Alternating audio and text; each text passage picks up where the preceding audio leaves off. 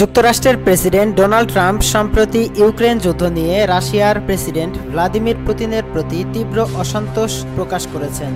White হাউসে মন্ত্রিসভার বৈঠকে তিনি স্পষ্ট ভাষায় বলেন, পুতিনের মিথ্যা আচরণের কারণেই রাশিয়া ও ইউক্রেন উভয় পক্ষেই প্রাণহানি বাড়ছে। ট্রাম্প বলেন, পুতিন আমাদের দিকে অনেক বাজে মন্তব্য ছুড়ে দেন, সামনাসামনি ভালো ব্যবহার করলেও শেষে সবটাই অর্থহীন প্রমাণ হয়। তিনি আরও অভিযোগ করেন, পুতিন রুশ সেনা ও ইউক্রেনীয় নাগরিক উভয়ের প্রাণহরণ করেছেন। এদিকে ব্রিটিশ পার্লামেন্টের ভাষণ দিতে গিয়ে ফ্রান্সের প্রেসিডেন্ট ইমানুয়েল ম্যাক্রো ইউক্রেনের পাশে থাকার অঙ্গীকার পুনর্ব্যক্ত করেন। তিনি জানান, ইউরোপ কখনো ইউক্রেনকে একা ফেলবে না। ফ্রান্স ও যুক্তরাজ্য ইচ্ছুক দেশগুলোর জোট হিসেবে যুদ্ধবিরতি ও টেকসই শান্তি প্রতিষ্ঠায় সক্রিয়ভাবে কাজ করে যাবে।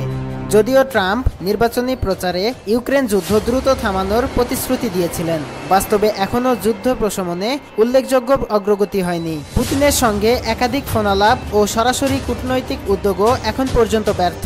ইতিমধ্যে যুদ্ধক্ষেত্রেও উত্তেজনা অব্যাহত রয়েছে। রাশিয়া দাবি করেছে, তারা ইউক্রেনের দিনিপ্রোপেট্রোভস্ক অঞ্চলের ডাচনে গ্রামটি নিয়ন্ত্রণে নিয়েছে এবং বিভিন্ন ফ্রন্টে অগ্রযাত্রা অব্যাহত রেখেছে।